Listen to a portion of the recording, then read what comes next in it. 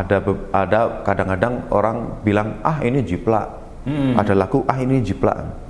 Saya berani bilang bahwa lagu itu nggak akan pernah tercipta sebelum kita mendengar lagu dulu. Gitu. Artinya tetap ada referensi. Referensi sebenarnya terinfluence, bukan menjiplak. Dulu banyak banget ya.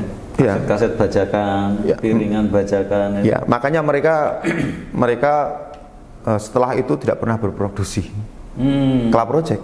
Tapi sekarang kan nggak pernah berproduksi bikin lagu lagi. Dengarkanlah lagu sebanyak-banyaknya. Jangan hanya dari satu era.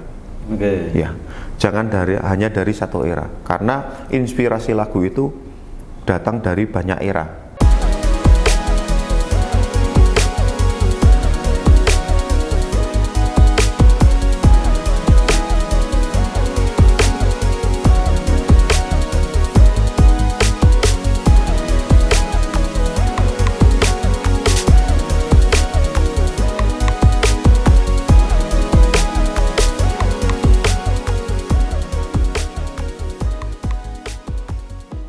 Soal hak cipta, itu saya condong ke timnya Ahmad Dhani.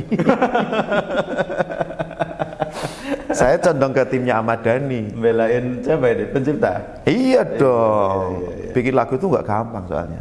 Bikin lagu itu perlu apa ya? Ilham. Kayak bahasa Jawa perlu wangsit. Wangsit ya. Perlu wangsit. Betul. Karena memang susah. Memang nggak gampang. Bikin lagu itu nggak gampang. Dan kenapa saya condong ke timnya Ahmad Dhani daripada timnya Agnes Mo? Kan saya ngikuti juga tuh. Iya. Ngikuti. Masih pro kontra itu. Iya, karena memang harus ada kejelasan bahwa hak cipta itu dilindungi. Yang punya lagu juga harus mendapat royalti. Itu wajib. Kan lagu itu modal. Penyanyi mau nyanyi, kalau nggak ada lagu mau nyanyiin apa? Berarti kalau dia pinjam lagunya orang, itu pun ada izin dan ada royalti yang masuk. Itu memang sudah menjadi kewajiban. Maaf kata, kalau di luar negeri itu jalan dengan rapi. Sudah nggak perlu diperdebatkan, itu sudah rapi, otomatis, secara otomatis. Menyanyikan lagu orang, ya udah kirim royalti. Secara otomatis ya. Iya. Saya malah berkeyakinan ada satu lagu barat yang sampai sekarang itu masih sering dinyanyikan. Nah, penciptanya itu sampai sekarang dapat terus royaltinya. Mungkin kalau meninggal malah diwariskan ke anak cucu bisa. Bisa. Betul. Iya. Entah kenapa kalau di Indonesia. Saya ingat itu waktu dulu, mohon maaf, Lilo, Club Project, Lilo sama siapa sih? Adi Adrian itu sempat menggugat dulu. Iya, karena itu ngawur-ngawurnya bajakan itu. Bajakan sama lagu tanpa izin. Dulu banyak banget ya. Kaset bajakan, piringan bajakan. Makanya mereka setelah itu tidak pernah berproduksi. Club Project. Tapi sekarang kan nggak pernah berproduksi bikin lagu lagi. Ya karena itu protes sosial. Apa tuh namanya? Protes pada keadaan. Karena merasa tidak dihargai. Susah-susah bikin lagu.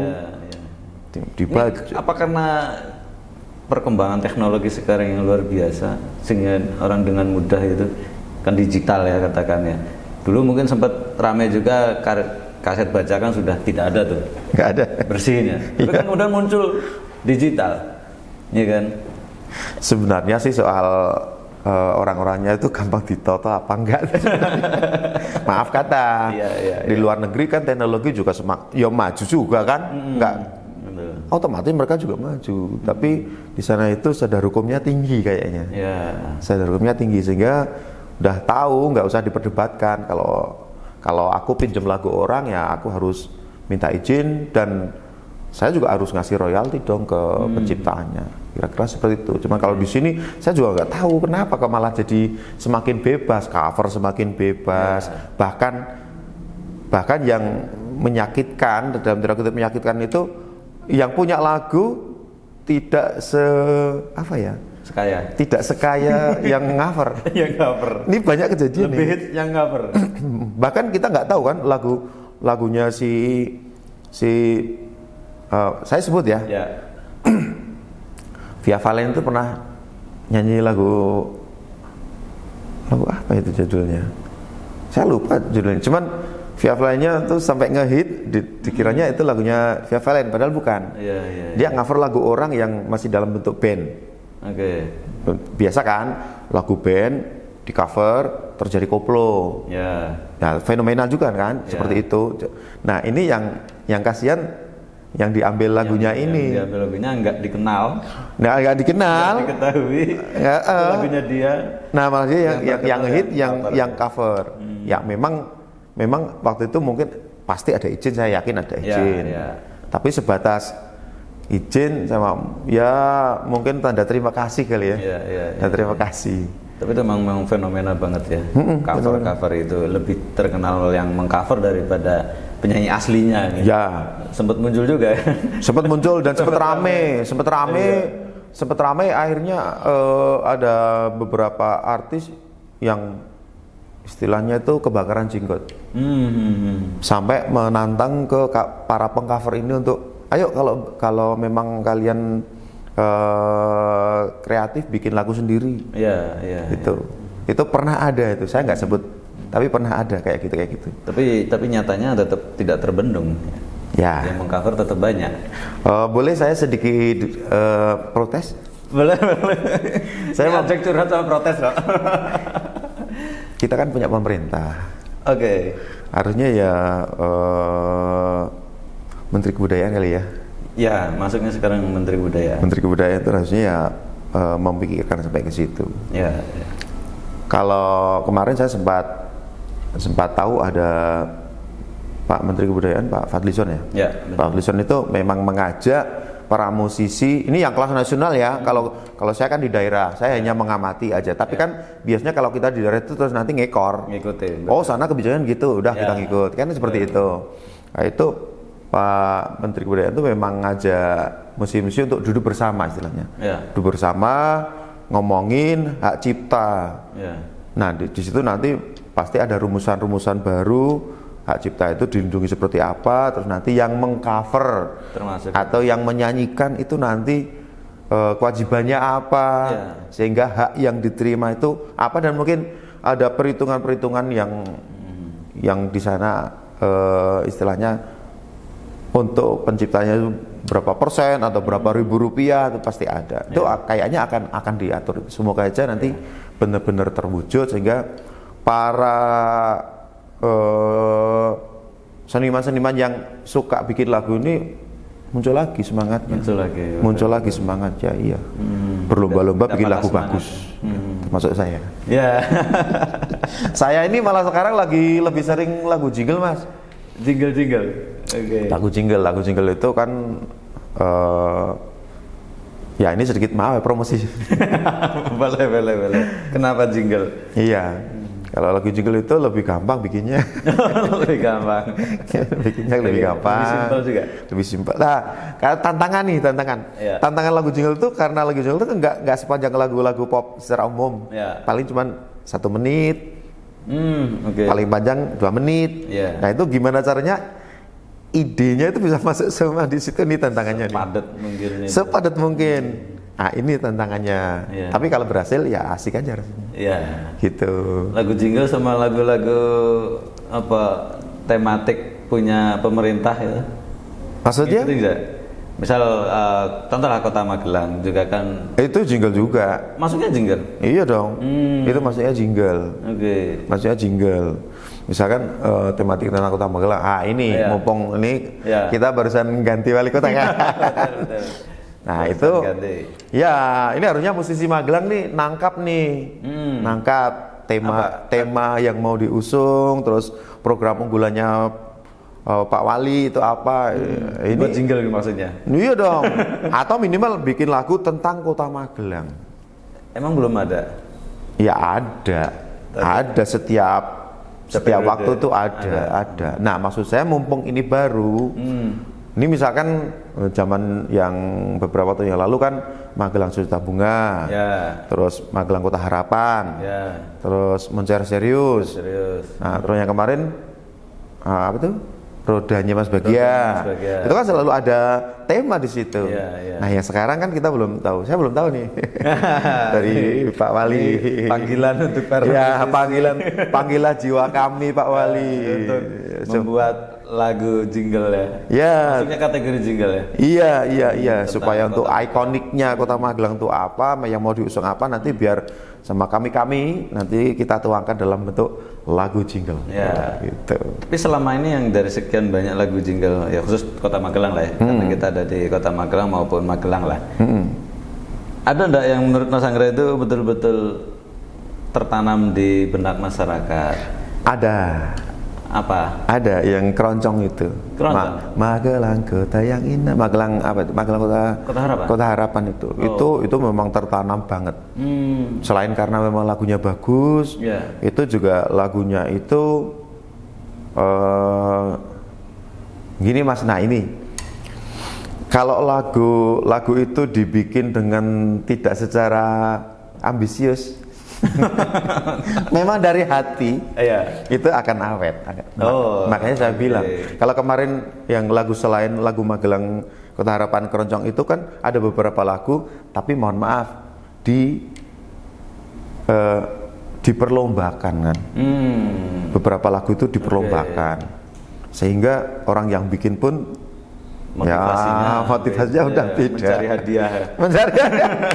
Bener Mas, itu ambisiusnya ya. Soalnya saya juga ikut nih. Peserta juga ternyata. Itu saya cerita. Itu sebenarnya gini, saya bikin dua lagu.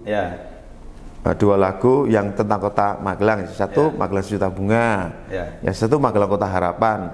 Saya gubah yang satu dalam bentuk orkestra, terus yang satu dalam bentuk keroncong. Tiga malah, yang satu dalam bentuk lagu lawas kayak irama-irama Kus Plus gitu. Udah saya setiap ada acara kan saya ada kesempatan nih, dan setiap acara. Saya kan dulu berpikirnya gini Mas, saya kan sering acara-acara Pemda, acara peresmian, acara apapun Pemda. Kadang saya ngobrol sama protokol. Saya bilang ini daripada kita lagunya tidak bertema, gitu. Maksudnya tidak bertema kan, tamu-tamunya kan beliau nih. Kita lagunya malah tema cinta, tema ini. Nah, ya oke lah, tema cinta nggak masalah. Tapi akan lebih bagus kalau dalam acara itu kita nyanyikan tema tentang kita, tentang Kota Magelang gitu loh. Nah, waktu itu saya berpikiran, kenapa saya nggak bikin lagu aja tentang Kota Magelang. Saya bikin dan sempat dinyanyikan tema Magelang Sejuta Bunga, Magelang Kota Harapan. Masih saya jadikan satu itu karena waktu itu kan eranya Bapak Sigit ya. Itu kan memang ikoniknya dua. Magelang Kota Harapannya kesebut, Magelang Sejuta Bunga juga kan waktu itu. Nah, itu saya bungkus dalam lagu-lagu itu. Singkat cerita, lagu yang saya bikin itu dipinjam. Dipinjam. Mohon maaf ya. Terus. Dipinjam sama Dispora. Untuk Dispora Budpar kan waktu itu Dispora Budpar kan. Dipinjam untuk kalau mereka ada kegiatan misalkan kunjungan ke luar daerah, ke TMI, pokoknya kunjungan lah. Cuma ikonik. Terus saya bilang, kok hanya dipinjam saya gitu. harusnya kenapa nggak disahkan sekalian? Kalau cap hak, hak cipta, hak cipta, gitu di copyright. Waktu itu saya gitu, lumayan lah Mas, kan? Iyalah, mengalir terus. Itu nanti akan mengalir itu, cuan. Kalau dipinjam, namanya dipinjam Mas, coba saya pinjam. Kalau nggak dikembalikan, repot kan? Repot, iya. Saya bilang waktu itu daripada dipinjam, kenapa nggak dilegalkan sekalian. Saya cuma istilah titip nama saja. Karena kan saya marketing juga Mas. Titip nama, ini ciptaan Nur Anggra gitu kan. Supaya nanti, dari titip nama itu baru saya nanti kan mendapat hal yang lain, manfaat yang lain. Tapi waktu itu malah diperlombakan. Saya Indonesia lagi. Saya Indonesia. Otomatis saya kalah. Ada. Muncullah lagu apa itu waktu itu yang dilombakan? Magelang Juta Bunga yang ciptaan putranya Pak Kusbin itu siapa? Yang Muntilan tuh. Itu yang menang. Gitu. Nah setelah itu, oh ya udah kalau gitu ya udah. Nah, terus saya sampai di situ, terus ganti era kan sudah ganti lagi. Nah terus saya sementara saya nggak dulu kalau untuk jingle pemerintahan saya nggak dulu. Terus ada kesempatan menciptakan jingle untuk perbankan. Saya pernah ada satu masuk. Terus untuk kantor KPP Pratama Magelang juga masuk. Ya silahkan yang mau bikin jingle. Nah, belajar sama Mas Anggra ini. Pesen juga. Ini pesen ya. Pesen.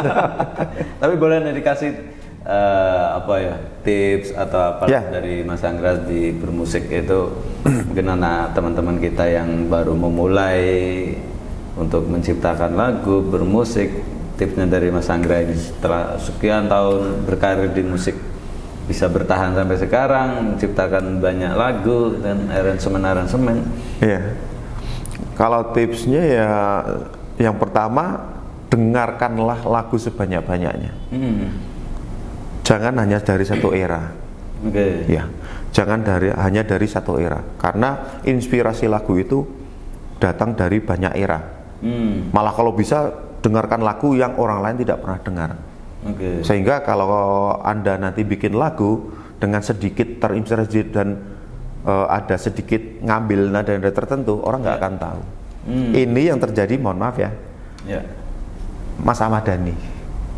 Ya, Mas Ahmad Dhani itu kan lagunya bagus-bagus, bagus-bagus, brilliant, genius bahkan. Tapi jangan salah, Mas Ahmad Dhani itu juga terinspirasi lagu yang sudah jadi, yang sudah ada. Beliau kan punya perpustakaan lagu kaset piringan hitam yang mungkin kalau Anda lihat di YouTube ketika masuk ke rumah Mas Ahmad Dhani itu luar biasa itu. Lagu-lagu tahun berapapun dan era apapun ada di sana. Dan orang itu kalau mau, nah ini juga sedikit pencerahan ya. Ada kadang-kadang orang bilang ini jiplak. Ada lagu ini jiplak. Saya berani bilang bahwa lagu itu nggak akan pernah tercipta sebelum kita mendengar lagu dulu. Gitu. Artinya tetap ada referensi. Referensi sebenarnya terinfluence, bukan menjiplak.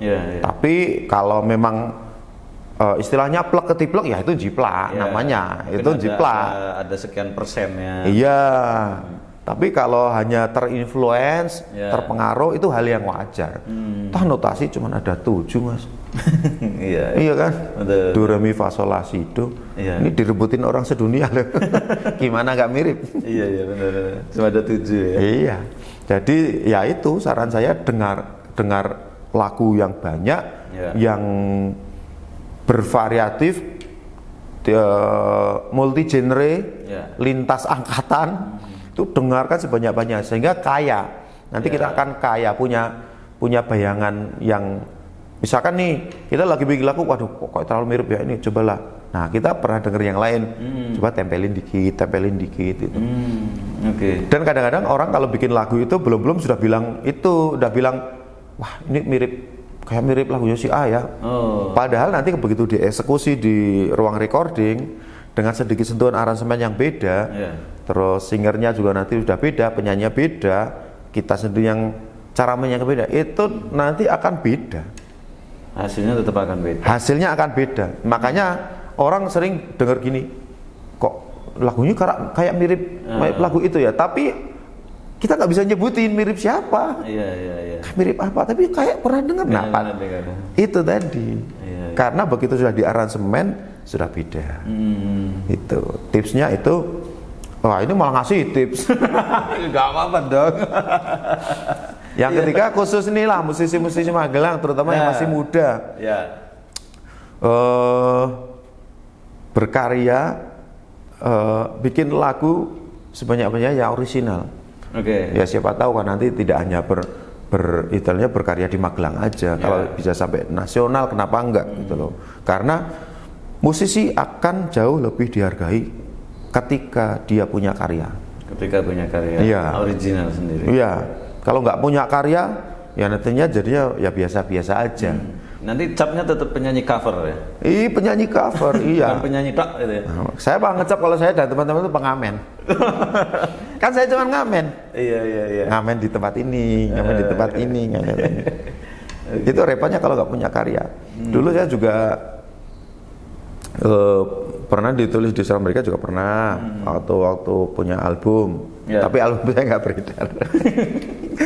Konsumsi sendiri. Beredar tapi nggak meledak. Cuman ini juga menarik ini. Musisi-musisi lokal supaya kemudian bisa bersaing dengan level atasnya lah. Itu gimana Mas Anggaro? Kalau sekarang tuh sebenarnya antara musisi lokal sama musisi nasional sudah nggak ada bedanya. Gitu. Nggak ada bedanya. Kalau zaman dulu kan musisi lokal harus, kalau untuk mau menjadi musisi nasional harus datang ke Jakarta, harus label, mayor label.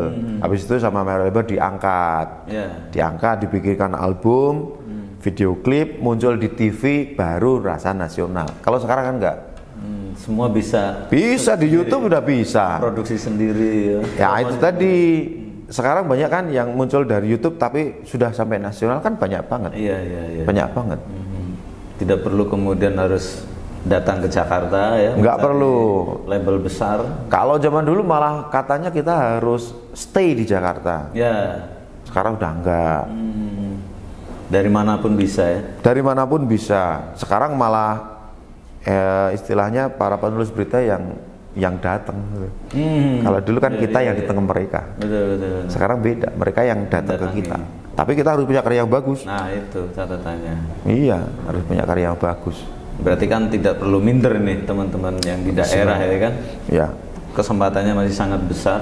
Ya itu di dunia musik. Sangat terbuka. Sekarang itu sebenarnya sangat terbuka, dan malah tidak perlu terlalu berpikir tentang umur. Zaman dulu zaman dulu Mas. Iya. Ada patokan umur ya? Ada.